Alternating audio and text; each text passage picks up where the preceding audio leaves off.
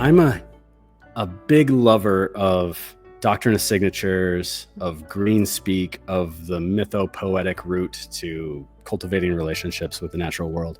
And so I feel like St. John's Wort is a great way to learn about plants through this pathway. Hello and welcome to the Herbs with Rosalee podcast, a show exploring how herbs heal as medicine, as food, and through nature connection. I'm your host, Rosalee de la Forêt. I created this YouTube channel to share trusted herbal wisdom so that you can get the best results when relying on herbs for your health. I love offering up practical knowledge to help you dive deeper into the world of medicinal plants and seasonal living. Each episode of the Herbs with Rosalee podcast is shared on YouTube as well as your favorite podcast app. Transcripts and recipes for each episode can be found at herbswithrosaleepodcast.com or through the link in the video description. Also in the video description, you'll find other helpful resources. For example, to get my best herbal tips, as well as fun bonuses, be sure to sign up for my weekly herbal newsletter. Okay, grab your cup of tea and let's dive in. This week's student spotlight is on Kim Liu in New York. Kim has joined nearly all of our courses from Rooted Medicine Circle to our podcast membership circle and brings a warm, thoughtful presence to everyone.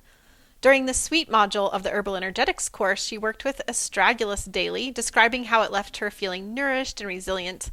In the Pungent module, she embraced cinnamon as this comforting, everyday ally, and we really especially appreciated how her honest reflections are full of heart and inspiration.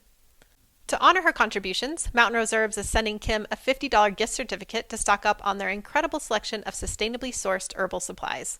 Mountain Rose Herbs is my go-to for high-quality organic spices, herbal remedies, and even hard-to-find botanicals. They ship all over the U.S. and have a massive selection of products to fuel your herbal adventures. Thank you, Mountain Rose Herbs, for supporting our amazing students. And if you'd like to explore Mountain Rose Herbs' offering and support this show, you can find the special link to do so in the show notes. Hey friends, it's Rosalee. If you've been nourished by this podcast, if it's helped you feel more connected to the plants or more grounded in your own herbal path, then I'd love to invite you to join the Herbs with Rosalee podcast circle. This special membership helps make the podcast possible. It supports everything we do behind the scenes, and it gives you a chance to go even deeper with the content that you love. Inside the circle, you'll get exclusive herbal resources, live classes each season with some of my favorite herbal teachers, and a private space to connect with fellow plant lovers. It's where the heart of our herbal community continues to grow. To learn more and join us, visit herbalpodcastcircle.com. Your support means the world, and it helps this podcast continue to bloom.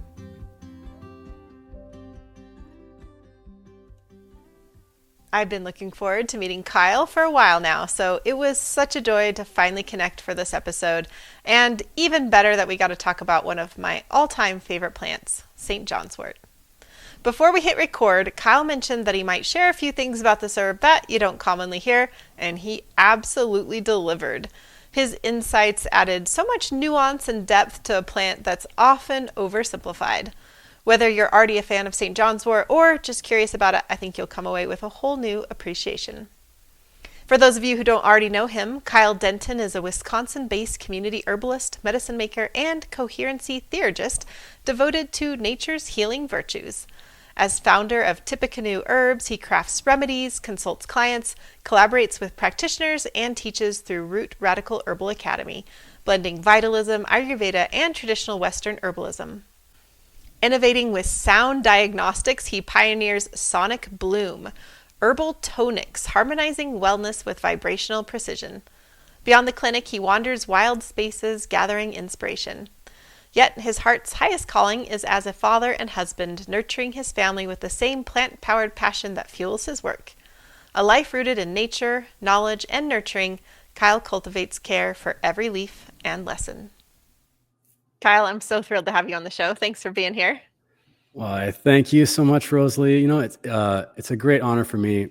You have, with your podcast, you've put together such an amazing library that whenever I want to, and anybody out there wants to just learn about an herb, all you have to do is go to the podcast player and type in the name of the herb, and one of your shows, either with you or some herbalist who has some psychic in the bones connection to the plant will just talk about it. And another thing too is that my mom is a big fan of this show. So not only do you honor me by having me on, you honor the family too. So thank you so much. It is really a pleasure. Oh, that's sweet. Hi, Kyle's mom. That's sweet that you're a listener too, Kyle. I didn't know that. So that's fun. Yeah, lovely. Well, again, thank you so much for being here. I'm excited. So we have a mutual friend, Mason Hutchison from Herbal, and he has told me how awesome you are for a long time and has been like, you guys have to meet, you'll get on. So I'm excited to get to know you through the podcast, and we'll be hanging out at the International Herb Symposium in a couple months too. So that'll be fun. Yeah. Yes. And shout out Mason. Yeah. Yeah. And so I don't know anything about your plant path, and I'm excited to hear how you found your way here. Oh, okay. It's a good question. All right. So I was asked this once, and the story began on a Friday at 4:30 p.m. And I'm on my bike, and I'm leaving work, and I'm riding home from the trail, and there's a storm front at my back, and it's pushing me, and I'm just riding like the wind. I got the sails, and I'm pedaling hard because I got to get to a show later that night. I'm in a band, and I play the guitar, and we're playing out of town. And so I'm left early, and I'm flying, and boom, I got smashed by a car. Boom, head over here. And I was, with all things considered, I was pretty good. I was pretty okay. From then on, I started wearing a helmet. I didn't wear one before, but it took something like that to get to really convince me. My bike was messed up. How old were you, Kyle? Oh gosh, this was back in 30. I was about 30 years old, I guess. So a late arriver on the plant path, and so I get up. My friend was like, "Hey, man, we don't have to go to the show. We can cancel it." And I was like, "I think I'm okay." And I just put the guitar on me, because I think I can hold my hand like this. And so we went to that night and we played. And then the next day we had a wedding that we were going to play at, and we were doing this Neil Diamond cover band. It was just like really cheeky. It was just like a cheeky, ironic Neil Diamond cover band for this wedding. And then the day after that, I left on a 3-week European tour. And so I'm just on the road, rock and roll lifestyle, not taking care of myself. But I knew in between the time I got hit by a car and the time that I left on tour, I went to the doctor and they said, you have a broken collarbone. And I didn't lean into the healing, and I didn't take care of myself. And instead, I went the other direction, and I tried to power through, and ended up causing a lot of problems for myself. And along the way, I had a girlfriend at the time who was living over in Italy, and she was learning panchakarma. And so she started doing this panchakarma treatments on me, and it really healed me up. I stayed a little while longer and hung out with her. And then she was like, "Oh, I'm thinking about coming to America. There's an Ayurveda school in your town." And I was like, "No way, really? Let me check it out."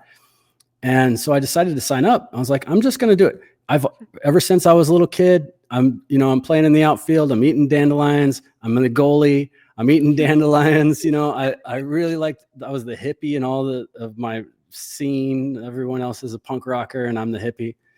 And I'm the one that wants to put flowers in my guitar and all this stuff. And so I had this really strong connection with nature that was pulling me in that direction. And so when I was like, okay, here, let me just get some formal studies in it, I go to this Ayurveda school, and we're all kind of sitting in a circle as the first day.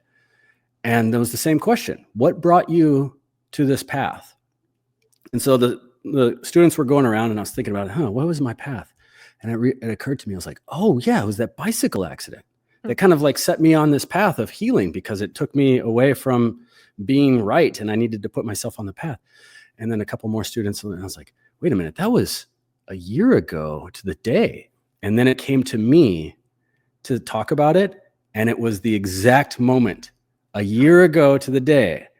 And the question of what puts you on this path, and recognizing that synchronicity of it was the anniversary to the moment, I was like, okay, here I am. I recognize that this is the path. It was a great signal for me, and I just dove in.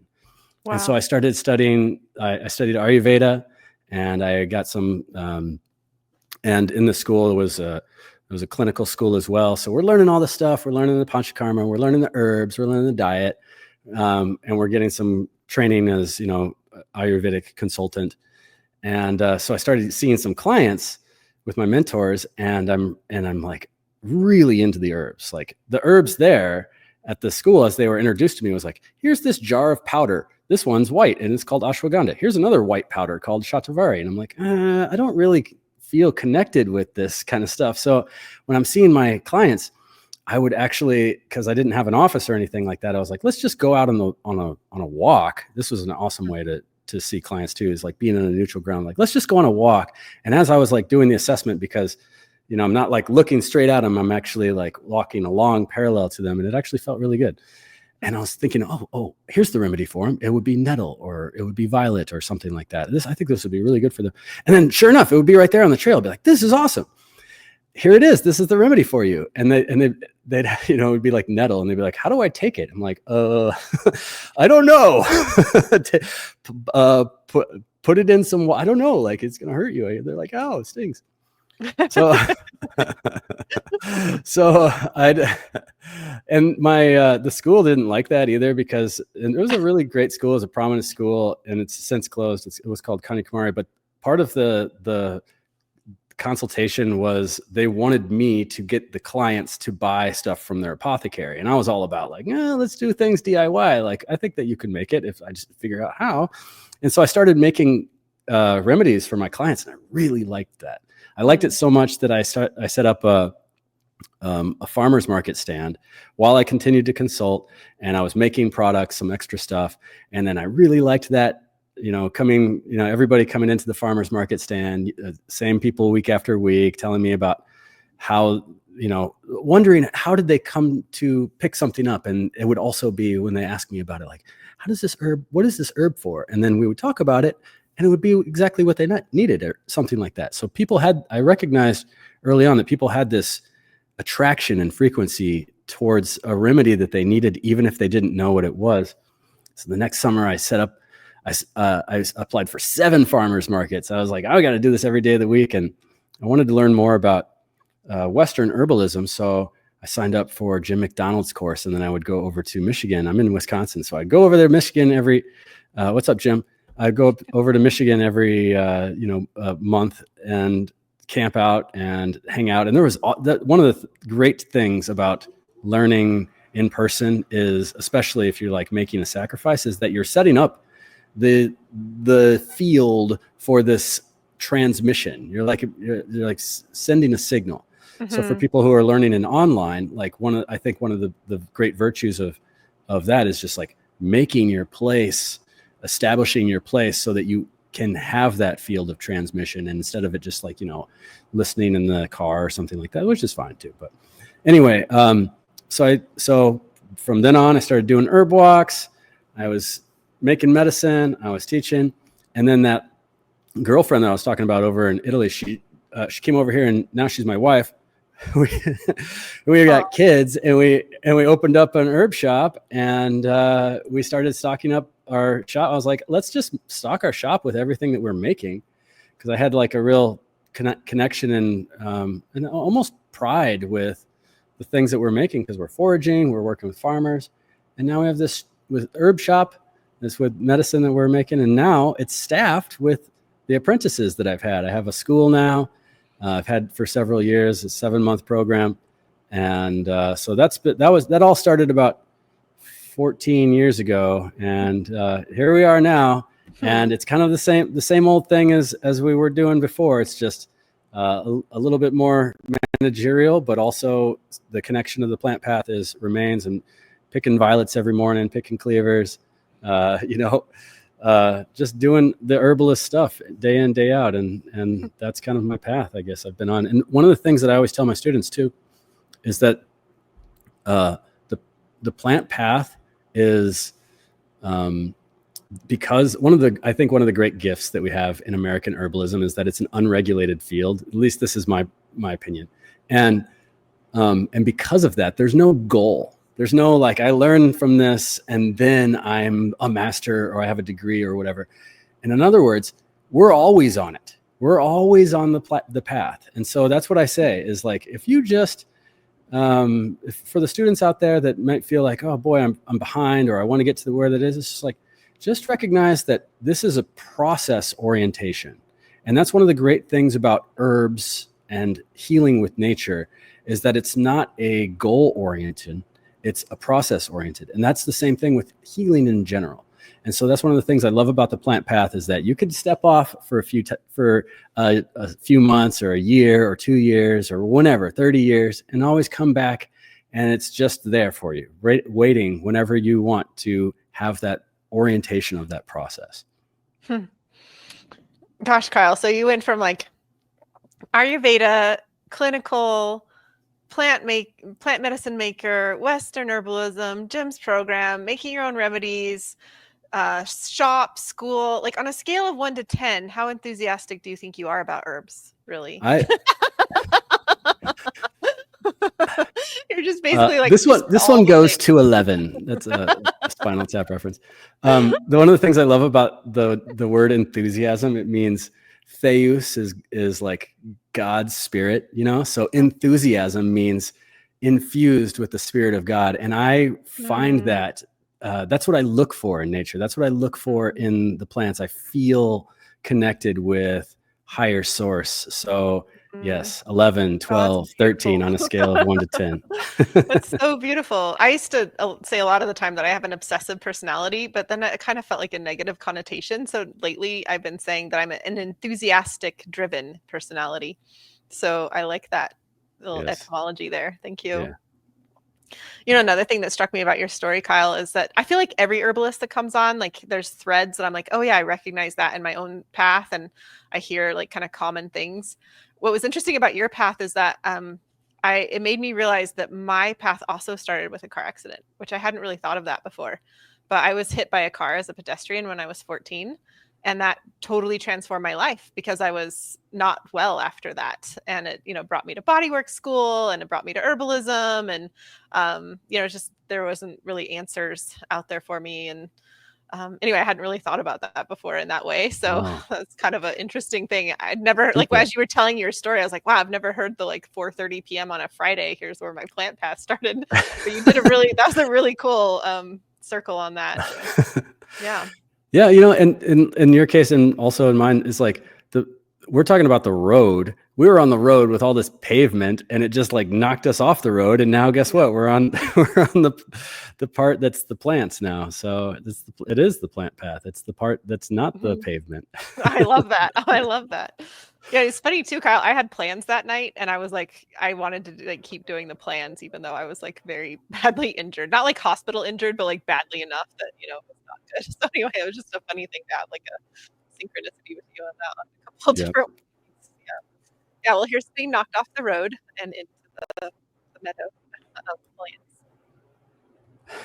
And I'm really excited for your herb, because it is one of my very favorite herbs. I have this herb tattooed on my body. It's, yeah, if you gave me top 10 herbs, it would absolutely be in there. One of my favorite plants to grow, one of my favorite plants to make medicine with. So I'm excited to hear more about St. John's wort from you. Yeah, St. John's wort. I'm a big lover of Doctrine of Signatures, of green speak, of the mytho-poetic route to cultivating relationships with the natural world. And so I feel like St. John's wort is a great way to learn about plants through this pathway. This is something that I teach. This is something that I learn is through signatures, green speak. I really feel like it's a great way to connect. So we can get into learning about the first time, or reviewing for some of those out there, the common virtues of St. John's wort, such as how it helps nerve pain, or as a tonic for the digestion. We could maybe even be more specific as like the access between the gut and the nerves, and just a general digestive healer.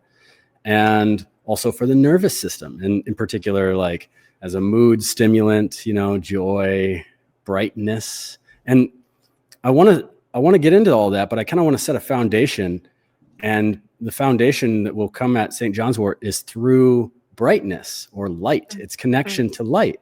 And the light of this world, which is the sun. And the light really is a concept that the farthest out woo, and the super duper quantum physicist, we can all agree that we're light bodies, we're just vibrating at different rates. All of our organs are vibrating. Some parts are more dense, and we could call that matter. Some are less dense, and we can call that some of these intangible things like personality, spirit, and so on. And St. John's wort, there's so many awesome signatures to connect with this thread of light. And for me, in my town, I live in Wisconsin, it blooms on the solstice like a clock, the summer solstice, like a clock. And so every year, for the last 13 years, I've done an annual summer solstice herb walk. And I go out 4 or 5 days in advance, and I'm kind of scouting around. Which way do I want to go? What's some plants that I kind of want to talk about? And I'm looking for St. John's wort. I'm like, where is it? Gosh, I can't find it. Oh, well, I guess maybe this is the year I don't talk about it. And then I arrive on the solstice, and it never lets me down. It just bloomed that day, and there it is. I couldn't have seen it before. So it blooms for me like a clock on the solstice. So that's one of the names I call it also, is solstice wort. And I know some people call it St. John's wort, St. John's wort. There's this dichotomy there. Solstice wort. I like that. I like that a lot. Solstice wort. Yep. So maybe you live at a different latitude or longitude. I can't remember which one of those is right. But it might bloom a week before the solstice or the week after. And but anyway, the solstice, the summer solstice, has been one of the things I like to joke about. Is there's this corporate rebranding of holidays, and one of the corporate rebrandings of the solstice is the Feast of St. John. The Feast of St. John occurs at the 24th of June, and the summer solstice is typically the 21st or somewhere around there of June. And so here we have St. John's wort, called so because it blooms on the Feast of St. John, maybe, but also what's definitely true about it is that there's a signal that's present in nature that it's capturing the height of the sun, the height of this light of this world, and it's delivering that for us to work with, to use, to bring the height of the light back into our body. And so I'm just going to syncretize a little bit here, and then I'll weave in the virtues as I go. But in the green speak, or even the etymology of the word St. John's wort, wort is cognate to vert, which means green, like healing power of green, the green man, but also wyrd, which means supernatural, uncanny, and later that word became weird. So I don't know any thing about weird though. And then and then also wort is cognate to the word word. So when we say and speak of St. John's wort, we're also somewhere down in our subconscious, we're recognizing the word of St. John. And St. John, and when I'm talking about St. John, I'm not talking about necessarily like a religious figure. I'm talking about an archetype. I'm talking about an allegory to our psyche. And this allegory has given the name John, but even in Babylonian myths, there's the preserver of the wisdom, just like the archetype of St. John the Baptist. And his name was Oannes, and he came out of the ocean, and he had a fish head, and he takes off his fish head, just like St. John the Baptist is often depicted headless. And there's the wisdom. And in Greek, John would be Ioannis. Oannes is the same. So we have this like cultural, I don't know, it's like gets mixed in, and it's almost like is the word, what if we called it like, instead of calling it St. John's wort, what if we called it like Ooga Booga Booga Luga Ooga? I still think that there would be some sort of seed of truth and logos that would point us towards this archetype, but we don't call it that. We call it St. John's wort or solstice wort or just St. John's wort. And it's pointing us towards these archetypes, these greater allegories. And so anyway, all all of that is to say that there is something about and also in the St. John the Baptist. There's two St. Johns, by the way, in the Bible. One of them is that says, the very first line of the Gospel of John says, "In the beginning was the Word," or you could say, "In the beginning was the Wort," and that was the same one that wrote the Book of Revelations. But that's not who I'm talking about. I'm talking about St. John the Baptist, who was the wild man who went off into the wilderness, and he's quoted as saying, "He must increase, I must decrease." And what he's talking about, in maybe in an astrotheological sense, or even in the plant sense, when we're talking about this plant and how it has this connection to this name, is how it's going to restore the light within us through our solar plexus, which is the place of our digestive fire, which is the place of our power and our will and our motivation. But it's also, when it's imbalanced, it's the place where we harbor resentment and shame and guilt and powerlessness, this feelings of powerlessness. And so that's one of the first, I think, great virtues of St. John's wort, is to restore that kind of like connection in our solar plexus. One of the things that St. John's wort is often talked about as is like a tonic. In the word tonic, I'm using my definition of tonic would be like something that improves the tone. And when I'm thinking about tone, I'm thinking about vibrational frequency, and I'm thinking about how it improves the tone to the organs. And it does so through simultaneously stimulating and relaxing. And it does that to the liver. And that's one of the great, this is why St. John's wort is a great liver remedy. And here's another signature. Obviously, this is the yellow flower. Not every yellow flower is a liver remedy, but when we can kind of stack them up, we can see that that's the case here with St. John's wort. And if it has a connection and history to it. And here's one of my favorite signatures and greenspeak too, is the name, the botanical name comes from the Greek word Hypericum. So that the Greek word Hypericum has been now the botanical name Hypericum perforatum. And Hypericum in Greek means hyper, above, and icon, the image, the projection, the light that is pointing us towards the actual truth of what it is. It's not the idol, but it's the light that points us towards the image. So it's saying, just like St. John in the Bible, he must increase, I must decrease. It's like pointing us towards that place of our personal power. Where is that stored? In the solar plexus. Oh, the solar plexus. That's why it's called that. And perforatum is an indication of, if you take it up and you hold it up to the sun like a little backlit leaf, everybody, this is one of the greatest tricks that you can do to identify St. John's wort. And you look at it and you're like, whoa, look at all those little holes in there, those little tiny holes. And to me, when I see those little holes, I see the signal that the plant is giving to tell us that this one of the great virtues of this plant is to heal the little holes that we have in our field, in our light body, this bioplasma that's dubbed by the National Institute of Health.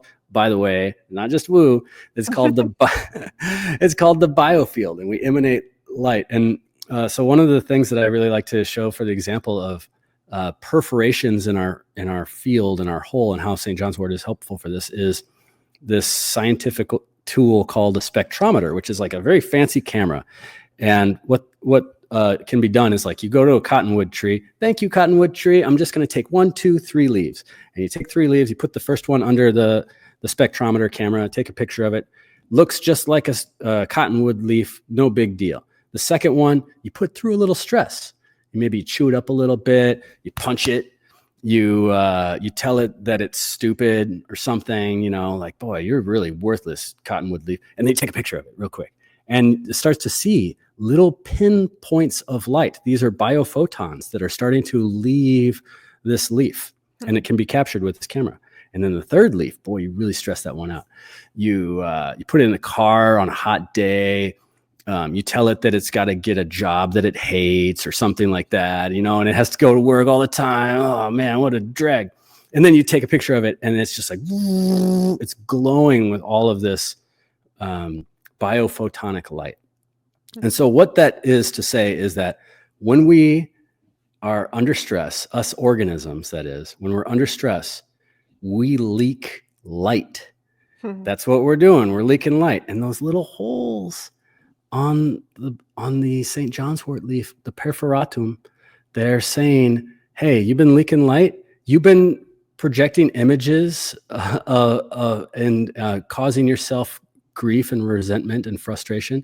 Like how would one leak light? What kind of stress? I'm thinking of the way that I leak light as a business owner, a small business owner. Etsy reviews. Oh, great product, perfectly described. Shipping was great, packaged well, worked awesome. 2 stars. Pfft, what? Come on. All right. 5-star review, 5-star review, 5-star review. No big deal. But there's that one. Oh, it really sits in my craw. It really, why can't I just get over this thing? It's causing me resentment. That's the image. That's the image I'm projecting. It's causing me to leave my life. Well, here's another one. Pain. This is really easy. So nerve pain, pain from an injury, pain from a car accident, got hit by a car, especially has a physical impact on the nerve, and it's like shooting pain. And look, I want to be present. I want to be able to do the things I want to do. I want to project my will and my motivation and my joy. And I want to be able to hold up my power to have a heart-centered experience. But this pain is taking me away from that. And so that's one of the great indications of St. John's wort in its signature, is that it helps us bring back our light. Now, one of the things that I do in my practice, I work with this biofield. I know it very well. And I know that when our light gets leaked out, it's not gone forever. We can find places of that. And this is what practitioners, great holistic practitioners, are always trying to do, is get to the root of the problem. And the way that I see it in the root of the problem is find out where that light has been leaked out towards and bring it back into the center. Bring it back so that it can be redistributed and used for that center of power. And that's what St. John's wort reminds us of too. And I say that because there's a allopathic way of working with St. John's wort, which is like, hey, take away the pain. And then there's this other holistic way where we're working with this plant in relation to become aware of how we can overcome these challenges ourselves and have this awareness of where we're giving away our frustration or resentment, our light. And both of them work. They work great that way. There's a way of cradling the option of both, allopathically and holistically. And so that's why I say St. John's wort reminds us of that. And this is why I feel like it is one of the great remedies for healing that sharp nerve pain that people could feel as like sciatica or from an injury.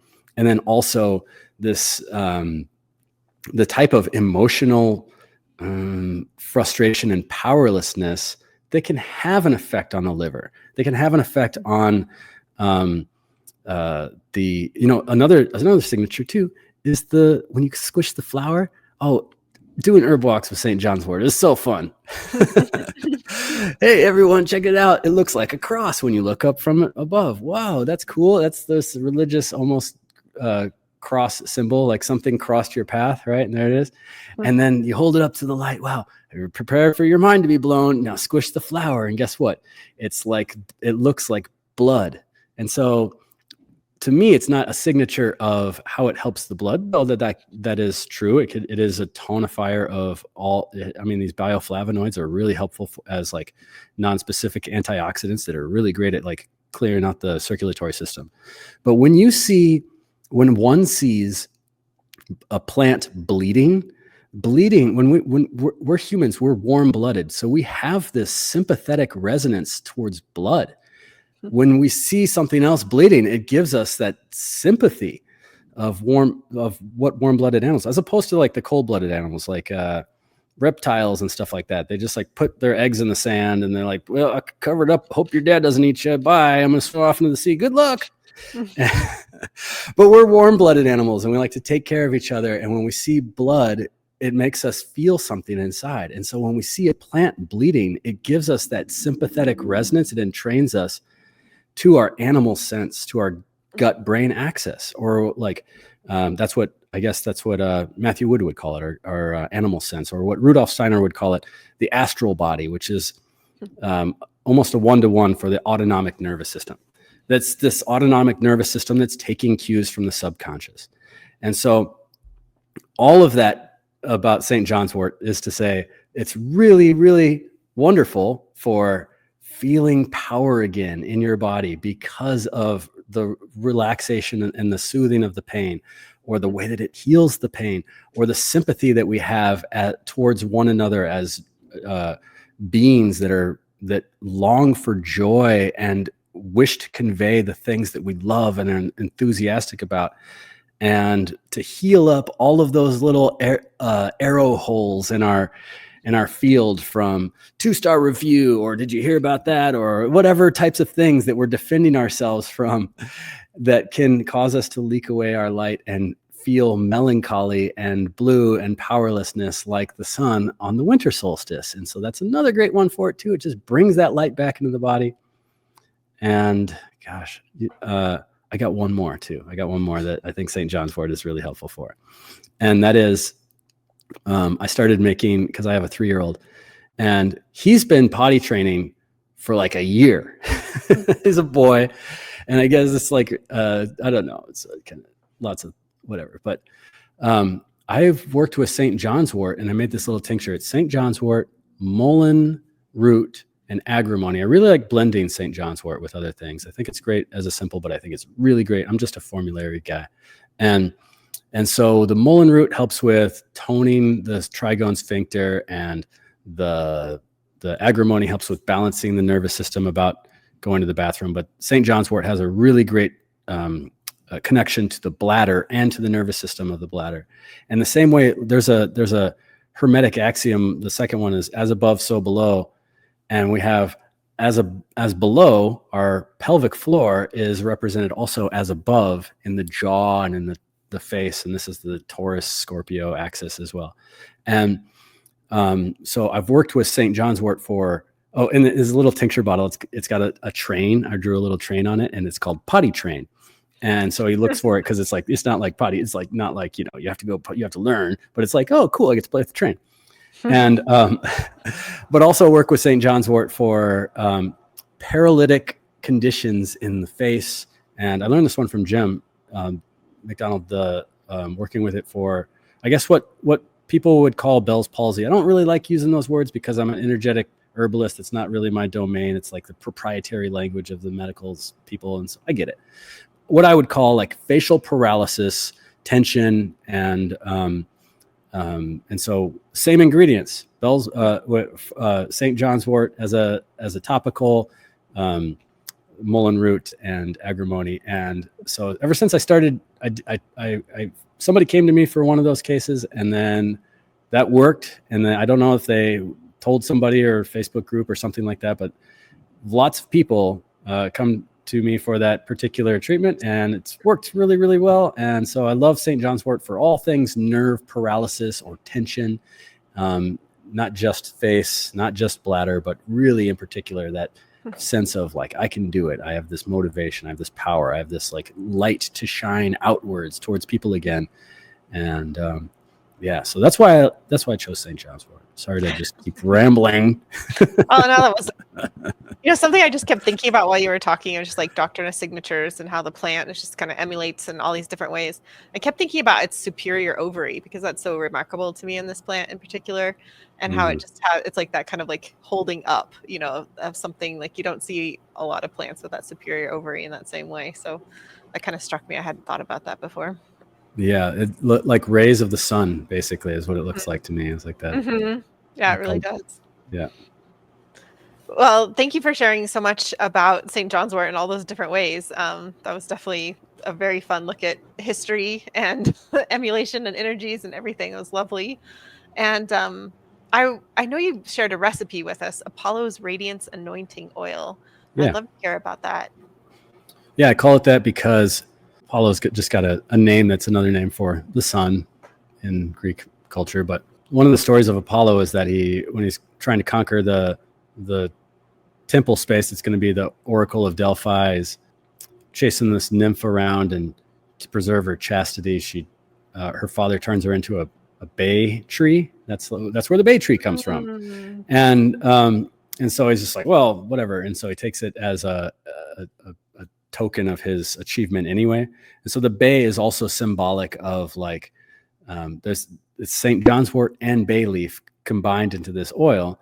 And the bay leaf is also symbolic of like, achievement and honor and all of these things. And this is where we get the term "don't rest on your laurels." Like, you got to keep going. You got to keep going. And Caesars with the bay laurel wreaths, and if you win the Olympic Games or something like that, you get a laurel.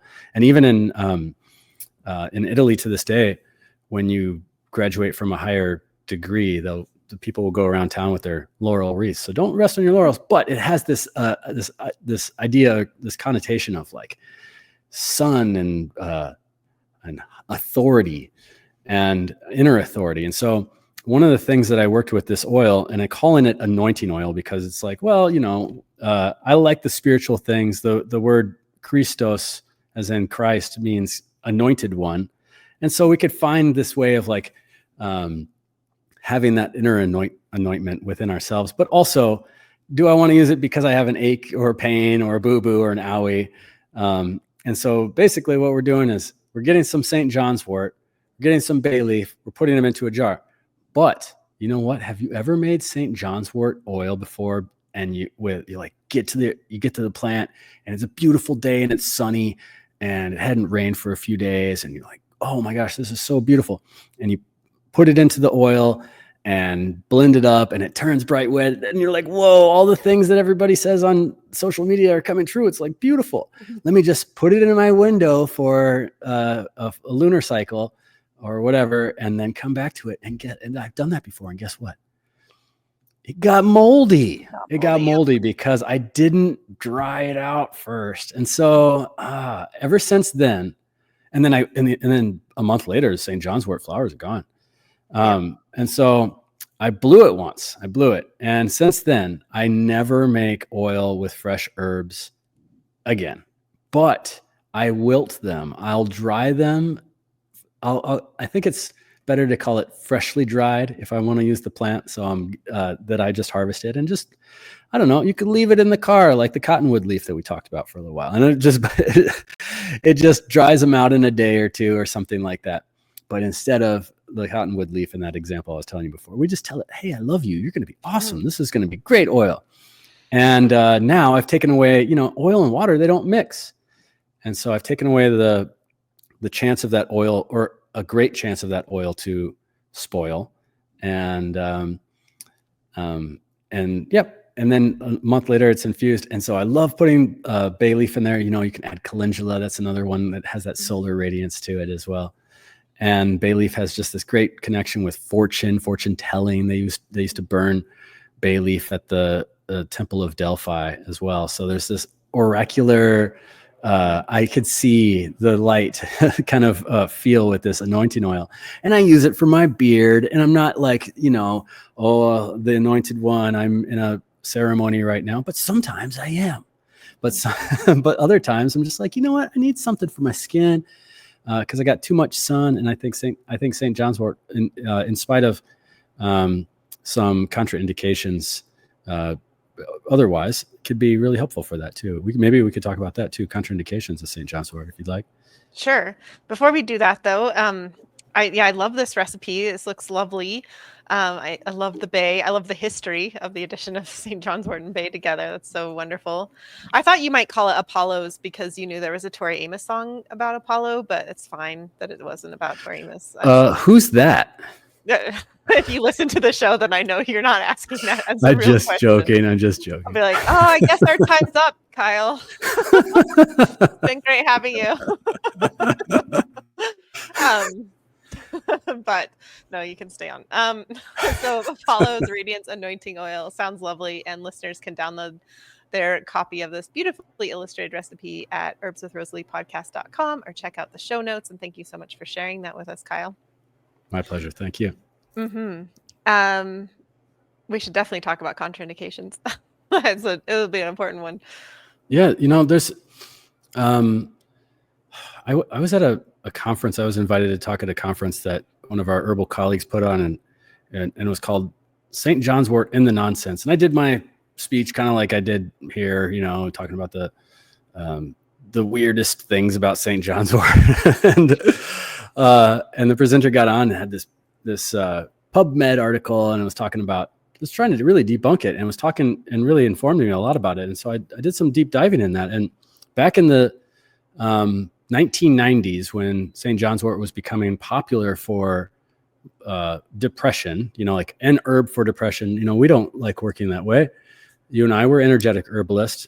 We like seeing energetic patterns, but Walgreens herb buyers are looking for something like that, right? So it became something that became kind of a target. And so they started looking at the compounds in this, and they found, there's one called Hypericum.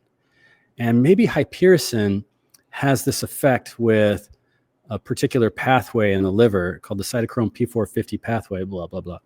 And this is a pathway that certain types of pharmaceutical drugs are processed through. And that maybe this compound in this plant is a driver to improve the speed of the liver. Look, the liver says, okay, or the pharmaceutical says, look, you got 24 hours to work here, okay? 24 hours, don't go over. And then somebody's taking Hypericum, this form of this compound in St. John's wort, and now it's only 2 hours because the liver's working so good. It's hey, I did that, I processed that drug in 2 hours. What's next?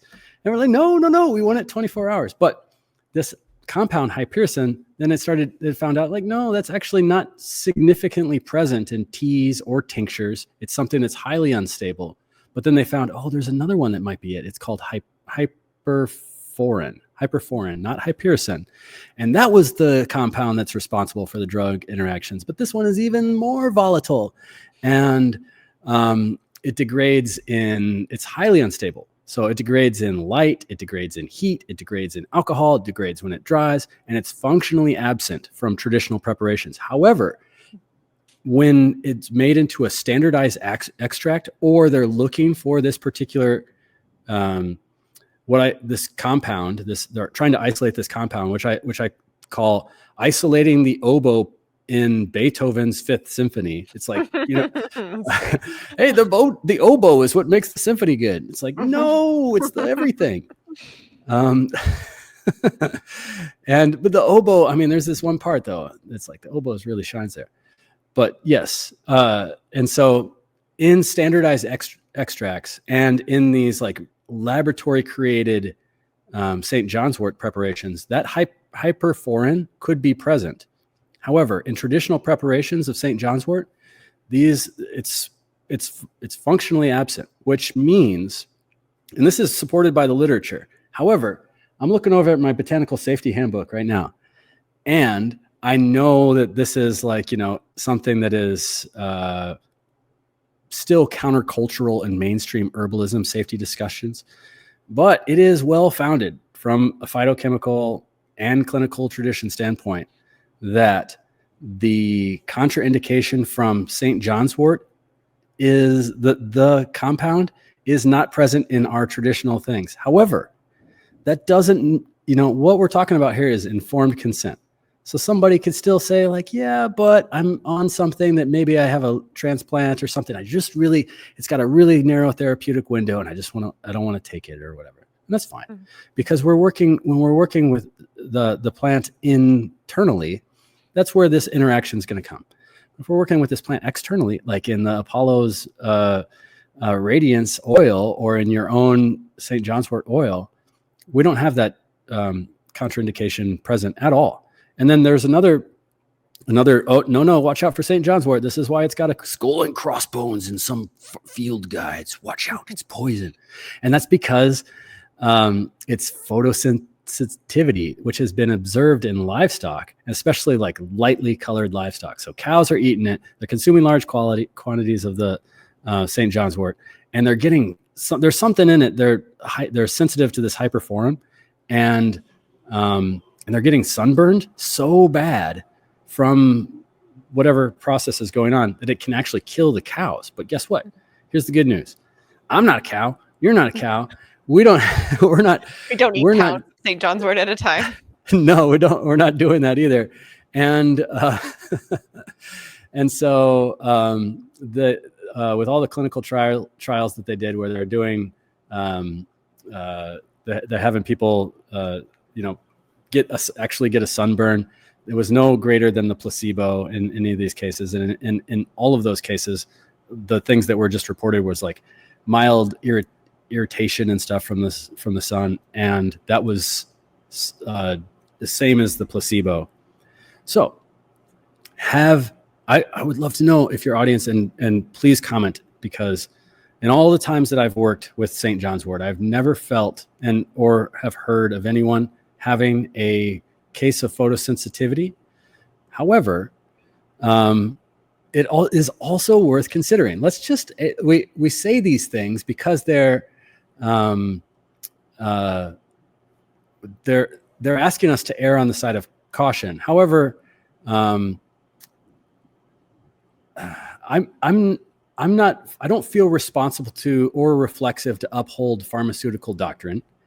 I feel responsible to critique it and to present the information that takes away the fear, takes away the misleading context, and not to reinforce mythology by like pretending that some assumptions are just neutral facts. We can look into that, and guess what? If somebody has heard all of this and they did the research themselves and they feel like they don't want to work with St. John's wort, that's awesome. That's exactly what we're talking about. And that's what informed consent is all about. That's well said, Kyle. Yeah, as a St. John's wort lover, I have asked so many people, like that's something I'll do at conferences, is just ask the herbalists there, have you seen this? I did that with lemon balm and the whole thyroid thing, asking people about that. And then I've done that with St. John's wort. And the only time I've heard someone have like that kind of negative situation was, and I hope I remember this correctly, but I'm pretty sure it was Jillian Stansberry many years ago.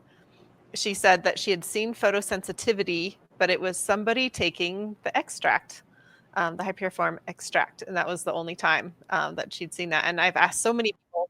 One thing I have seen is that people will use the oil and they'll attempt to use the oil as sunscreen, like as if it's like SPF 50, and they'll like put it on thinking that this is like a completely natural, completely infallible sunscreen, and then they get burned. Oh, it was St. John's wort. Like, no, it was actually the sun that burned you. Like, that was the situation. You can't just like go out with like really pale skin and put some St. John's wort on and expect it. Right. So that's kind of the only things that I've personally seen. But there is a lot of caution around taking it internally, and I think that's going to be a hard one to work on. But like you said, informed consent, and some people might be feeling more, herbalists specifically might be more adventurous in kind of testing that out, and so we can figure out a better way forward in that way. Yep, exactly. Yeah. Well, thank you for sharing that, and that was very interesting in terms of just the mythology behind that, and I really appreciate that. Yeah. Is there anything else you'd like to say about St. John's wort before we move on? Yes. I thought so. I could feel that coming. I wrote a little jingle about St. John's wort. It's just a couple of seconds long, but it kind of like the thing about these herbal jingles that I write, I like to synthesize everything that I just said into this little like 15-second song. And Rosalee. This is a sing-along. Oh, great. I'm more of a music aficionado than a I'll sing. Can I sing along? I'll sing along, and then I'll tell you the part if you want to say it. Okay. St. John's wort, St. John's wort, St. John's wort. All right, you'll know when it's there. Ready? Okay. We'll sing it together if you want. Well, old St. John, he was a wild man, dipping and a splashing in the River Jordan. Went to the woods with his cut-off jorts. Guess what he saw? St. John's wort, holy leaf. St. John's wort, y'all best believe. St. John's wort. Yeah. Nice. At the peak of the sun in the north. St. John's wort. Nice. Lovely. That's so wonderful. We got it even with a little delay there. It was awesome. That was perfect harmony. Are you going to bring your guitar to IHS? Uh, Can I request it only if they have a tomato throwing stand there. now? Absolutely not. You would crush it with little herbal jingles. Yeah. All right. Well, that's the most unique response I've had to that question of, is there anything else you'd like to share about this herb? This is the first musical response, so appreciate that, Kyle. Yeah. Well, I'd love to hear what you have going on in your herbal world, what projects you're working on, what things you have going, brewing up, we could say. Oh my gosh. Yesterday I got done with we have a herb school. So this year we have 27 students. It's awesome. It's the biggest class I've had. And I have an in-person and an online class. Oh, cool. So if people are resonating and vibing with the way that I teach, that's cool. Come and learn in person or online too. But the in-person class, our group is like really coalescing, and we had an herb potluck yesterday. Have you ever had an herbalist potluck before? Yeah. Oh my gosh, it was epic. It was epic. They all are. And so there's just like it's like almost like worth the class alone just to like do the potluck. It's so fun. Mm-hmm. And so yeah, teaching in the field, being in front of plants while I'm teaching, and just like getting the transmission of what to talk about. That just really stokes my fire. Nothing makes me happier about being an herbalist. But boy, when I come home or when I come to the shop, I got my commercial kitchen right behind this wall here, and I'm making up medicines. And one of the things that I really like doing is making zodiacal box medicines. So working on Gemini, working on Cancer. The St. John's wort stuff is always a feature in Leo boxes, because it's like, Leo, the sun, the way, the solar one, that everybody likes to gather around and hear their story. And so zodiacal medicines, that's always really fun for me. It's just like, I have my things that I make every day, got to have this in stock. Got to have the elderberry syrup. But then when I get to be creative once a month and make something really cool and unique based on, I don't know, this astrological correspondence with herbs, teaching, and I'm doing some new clinical techniques as well that are really fun. And yeah, it's just so much fun to work on, actually. That's awesome. You had mentioned too about sonic bloom and the herbal tonics. I'd love to hear about that. Yeah. So one of the things that I've learned is this modality called biofield tuning, where I'm holding a tuning fork and finding these pockets of energetic biophotonic light in the National Institutes of Health's declaration of this bioplasma membrane called the biofield. And I could strike a tuning fork and be over here, and then I put it into somebody's etheric field, and it starts to have a particular resonance, and then I get to an area, and it changes its tone. Bring it back out, bring it back in, it changes its tone. So I'm trying to find these pockets of light and recognizing that this is the place of the root of ingrained patterns or belief systems or traumas, and with accuracy, I could find where somebody was injured on a particular area where they were injured at the time of their life using the tuning fork. And the wild thing is that these clients doesn't even have to be in person. It could be sensed from a distance. So anyway, I'm taking an archetypical herb. Basically, our idea as practitioners is like, if I could get to the root of the problem and I could put this herb at the root where that person needed it that day that this thing occurred, but I could find that day with my tuning fork, and I'll put that herb right there and I'll tune it in and I'll make them a custom formula based on this modality. And so that's one of the ways that I do clinical assessments. If people opt for that, I also do like your classic interview type stuff too. So it's not all weird and goofy, but but that one is really fun. It's really fun. It's very accurate, and I can reveal things that an interview I might not be able to hear or determine, and bring these plants into this, and then also make formulas that I would have never imagined, based on what is being presented in the field. And it's been really special. And then also I just love entrained vibrations, tuning things up, toning things up, and finding the right frequency and bringing that sound into the actual bottle or into the herbs. And then I put that into the water, and I use that water to make the tincture. I use that water to make whatever remedy for them. It's really fun. It's really special. I just think that's a cool crossover with being a musician as well. Just as you're talking about tuning things, I just, can see you like tuning your guitar. It's like your life involved in sound. Exactly. Yeah. Tuning the guitar is just a great example of the body. Like tonality, you can just boom, boom, boom, boom, boom. So my tone is loose, and boom, boom, boom, boom, boom, boom. Now it's resonant. Now it plays. Now it sounds good.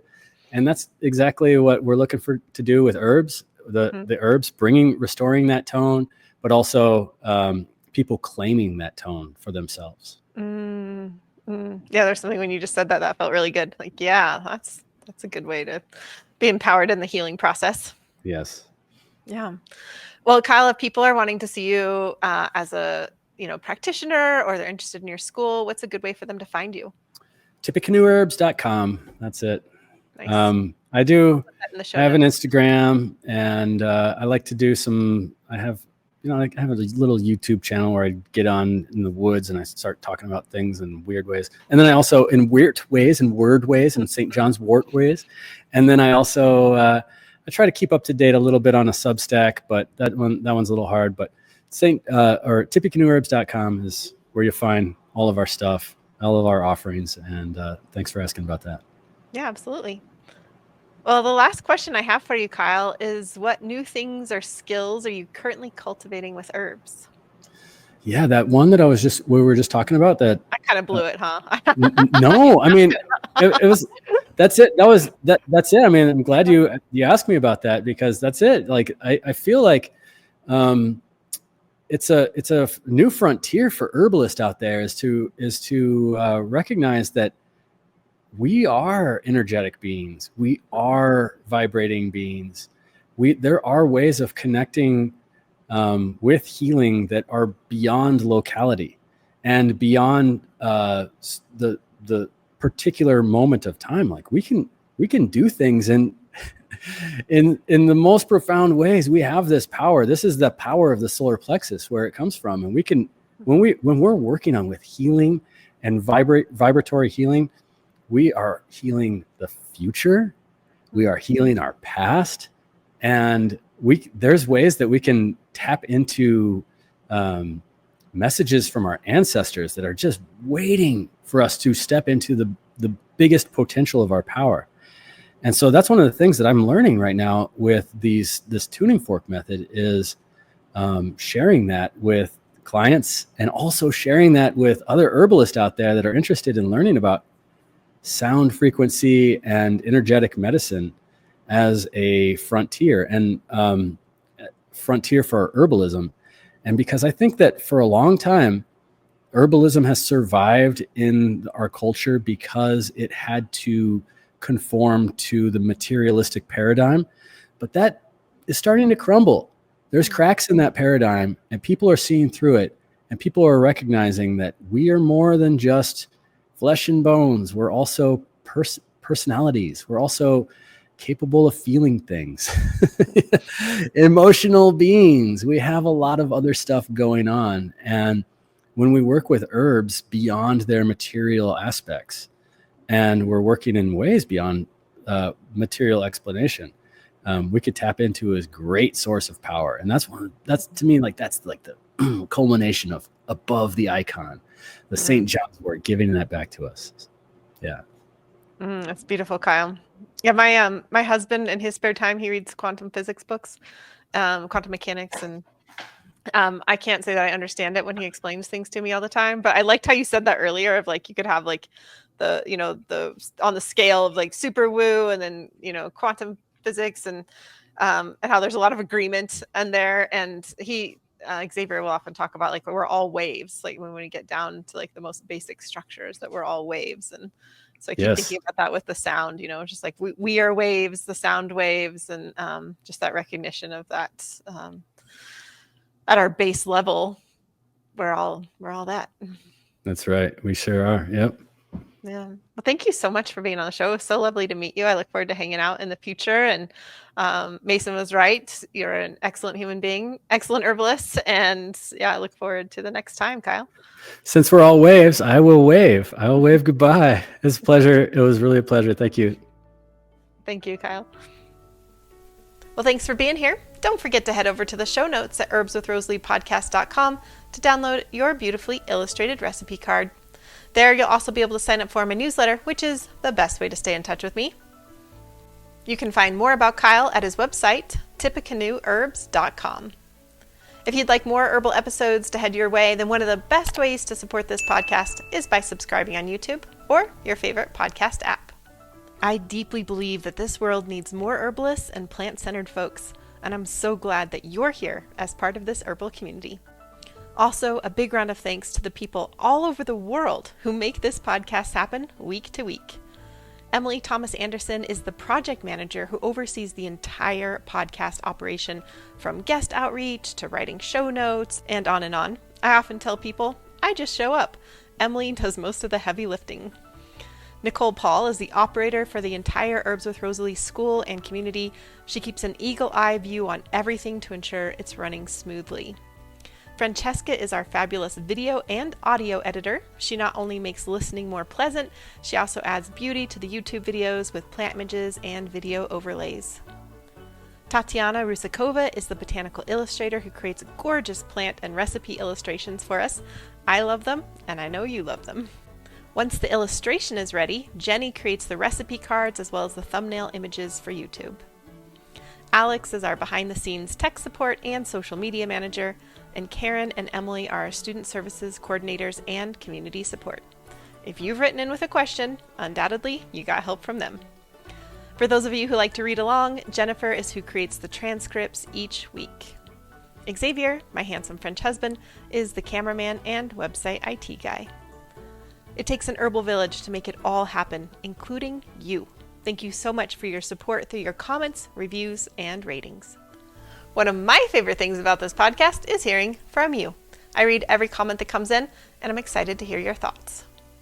All right, you've lasted to the very end of the show, which means you get a gold star and this herbal tidbit. So here's a little known tidbit. St. John's wort is more than just a bright, sunny healer for humans. It's also an important home for various insects. Some butterflies and moths, like the gray hair streak, use St. John's wort as a host plant, laying their eggs so that the caterpillars can then feed on its leaves.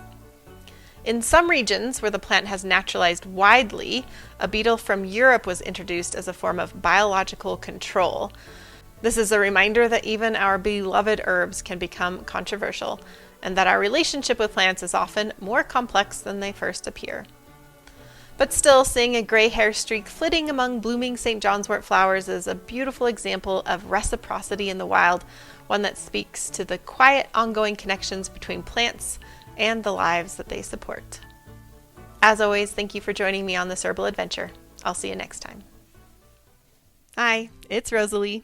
If this podcast has brought you inspiration or grounded you in your love of herbs, I'd love to invite you to join the podcast circle.